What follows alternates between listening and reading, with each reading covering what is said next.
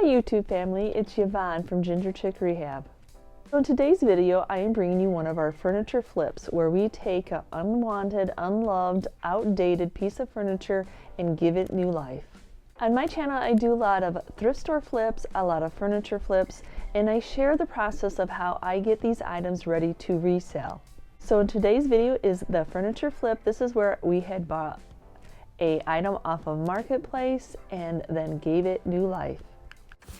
So if you ever run across one of these pieces, that pine, that 1980s, early 90s pine, I absolutely love flipping these type of items. They are such good wood, but they always need updated so you don't ever feel bad painting them. They have all that little hidden detail. And this type of material, this pine, just takes paint really well, and it definitely goes right into the farmhouse with the primitive look. So we did purchase this piece off of Marketplace for $40 from a friend who is moving and changing houses.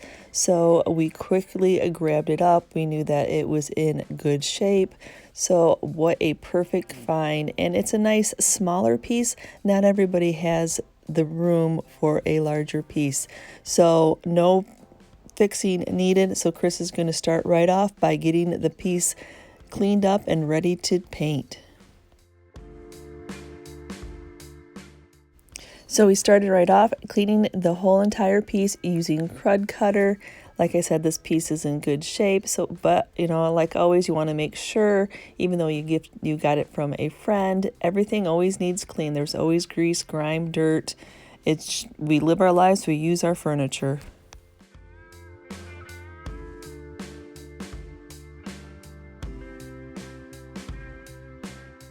So Chris is going to start right off by removing the hardware, taking these doors off. We just like to paint our hardware separately. The type of paint we use, we need a different paint for the metal than for the wood. So this is just a preference. If you're doing this all at home, you do whatever works for you.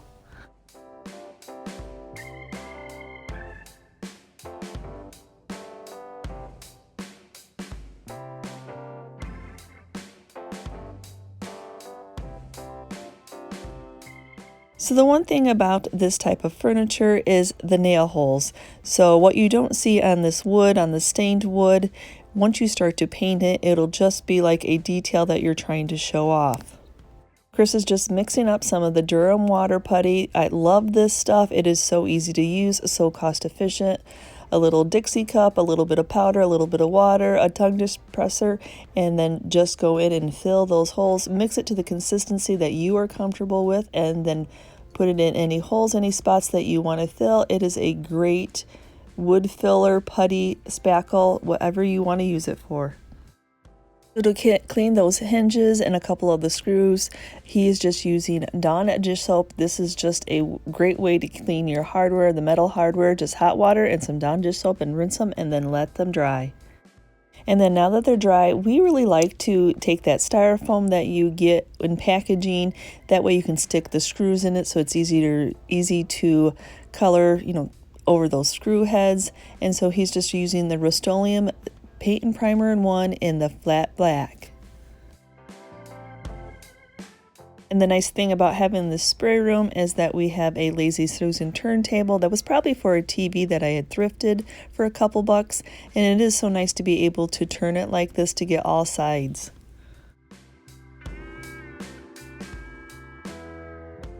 To protect and seal in that spray paint after it has dried, we like to use polyacrylic as a top coat. I feel you need to seal your metal hardware in. Even though you used a spray paint on them, metal hardware gets a lot of wear and tear and bumped into, and so this top coat, this polyacrylic, just seals it in very nice and makes it easier, so when you're screwing the pieces back in that you're not marring it up yourself, or the customer won't either. So now Chris needs to sand and make smooth where he put all that Durham water putty. And the nice thing about this Durham water putty, it does take a little bit of time to dry, a couple hours, or usually we do overnight on our working days. And then you go back in to sand it, and it is rock hard, but it is very easily sandable. That I can't recommend this enough, how easy, the ease of use of this water putty. Now for this hutch, we're going to be painting it black using this ready-to-use, right off the shelf black onyx that I get at Walmart. It is less than 20 bucks a gallon in my area. And with this pine just soaks in. It's such a dry wood, it just soaks that paint in. That's probably why I love painting these types of pieces, just the way that it just soaks this paint right in. And I know once in a while I get a comment of the longevity of this black paint, and I have to tell you, we have not had any feedback of any negative comments of it not lasting. And I know that this one does not have a primer in it, but there's just something about this paint and the way that we finish it off. This isn't just its final coat. We have other things that we're going to be doing to this piece to make this paint have longevity. So I would not hesitate to recommend this paint to anybody to paint a piece of furniture. So also, I guess I'm doing a Q&A here. I had a couple questions of why we haven't used our sprayer. We are in a workshop, and our workshop does not have water, and the sprayer that we bought requires a 5-gallon bucket of water. So then we would have to go into our house, try to carry a 5-gallon bucket of water out to our shop, because when it was nicer out, our spigots, we could use our spigots and fill the bucket, and then also dumping of the water. So it's just not as easy to use in the winter time for us. Even though we do want to keep trying it out, sometimes it's just easier to do the brush. And then especially with having to clean the sprayer, the same thing with the water access. And then I'm sure that you noticed he painted pretty much every area of this hutch, just the way that wood was really dry. And so it's just a better way to protect this wood, give this wood a little bit more longevity. And then especially that pine just does not dust very well when it's raw like that. So by the time we seal this in, it'll be very easier, much easier to dust. And then it's just I think it's a better look painting the whole thing, the entire color of black.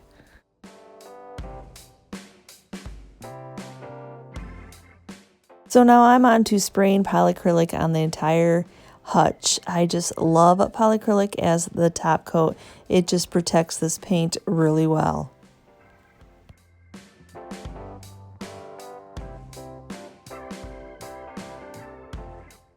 And I just like to spray the polyacrylic on. I'm hoping that in the summer and the spring when we can use the sprayer again, that we can buy this differently so we can put it in the sprayer.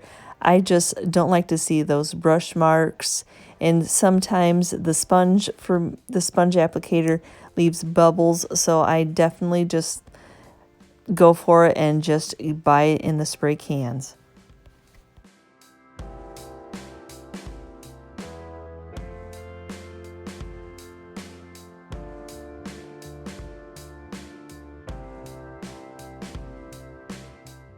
So now that polyacrylic is good and set up, it is time to distress this piece. So when it comes to the black pieces, what we do is we just take some 220 sandpaper on the sharp edges, and Chris is just doing the little piece of wood, the knob that keeps the doors closed. And as you see, he's just taking it onto the edges just to give it that nice distressed look so you could see some of that natural wood. And then to open up that polyacrylic, we just take some steel wool. That's going to get that nice and smooth. And then we are going to be waxing this piece. So what that does is kind of opens up that polyacrylic and gives that wax something to grab onto. And then he'll be doing the rest of the pieces in the same way, just taking that 220 sandpaper, finding those sharp edges where the corners meet, and then just distressing it, bringing it down to that pine wood that was underneath that, just to give it that nice aged look. And then the same thing, running that steel wool, and we use like the 400000, the finest one that you can get, just enough to just kind of scuff that just a little bit, not to leave scratch marks, just to sand it smooth so it just opens up that polyacrylic. When it comes to distressing a piece, it is just a personal preference. So you could leave this piece just black. You don't have to distress it. It's just a look that we like, so that's why we do it. So I just absolutely love how distressing a piece just brings those details out. The details you didn't see when it was all one color, just kind of emphasizes them just a little bit more. After that much distressing, that much sanding, now it's time to get all that sanding dust out of it, and we're blessed to have the air compressor, especially to get this out of the corners. And then if you don't have an air compressor and this is something you're doing at home, I have been known to use my blow dryer, just something to blow that, especially when you have a cabinet or kind of box like this, it just gets stuck in those corners. Oh, and here comes my favorite part of painting furniture black, using this Waverly antiquing wax. I just absolutely love what this wax does to this black paint. You just wipe on and then wipe any excess off. It just, one, protects and seals in that paint, but it just takes it up a notch and just gives it just a little bit different of a look. It's not quite black, but it's not quite brown. I just love how it richens and it just looks so satiny smooth.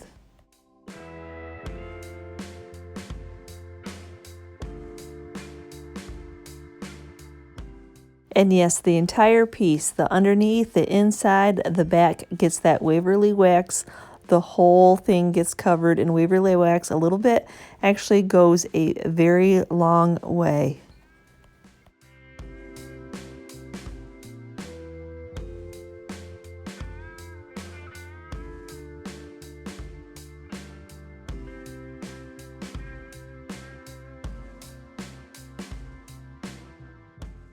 And now that that wax has set up and is good and dry, it's time to replace the hinges with their new paint job.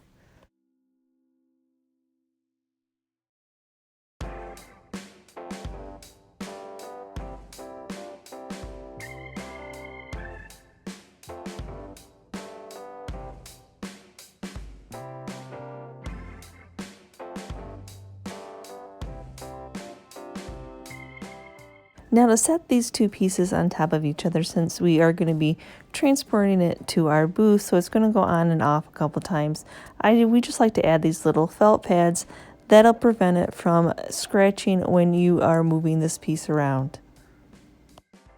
So then applying the hardware on the back, this is a piece that helps put the two pieces together, keeps it nice and secure, that way if it's bumped that top piece doesn't slip.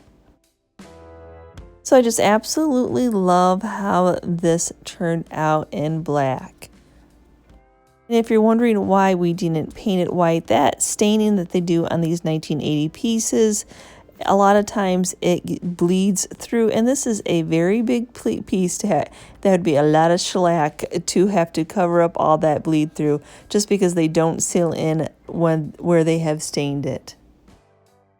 So I just think that this piece turned out amazingly. I just love with the black and that distressing, how it just brings out all the details in this piece.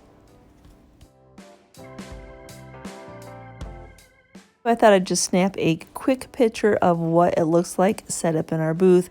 Just a wonderful place to display your collections, and then a wonderful storage cabinet below.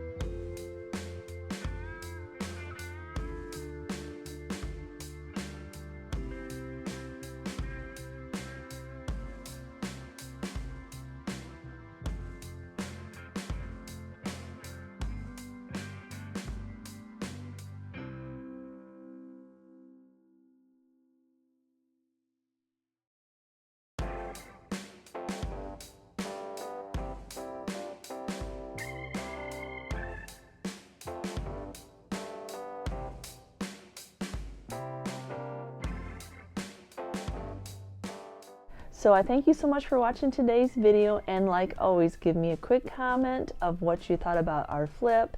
And if you're part of my YouTube family, thank you so much. Just you watching our videos, giving us a comment, giving us a thumbs up lets YouTube know that that you like this kind of content, and they will keep recommending us. And if you're new to my channel, please hit that subscription button along with the notification bell of when we've uploaded a new video. Thanks so much.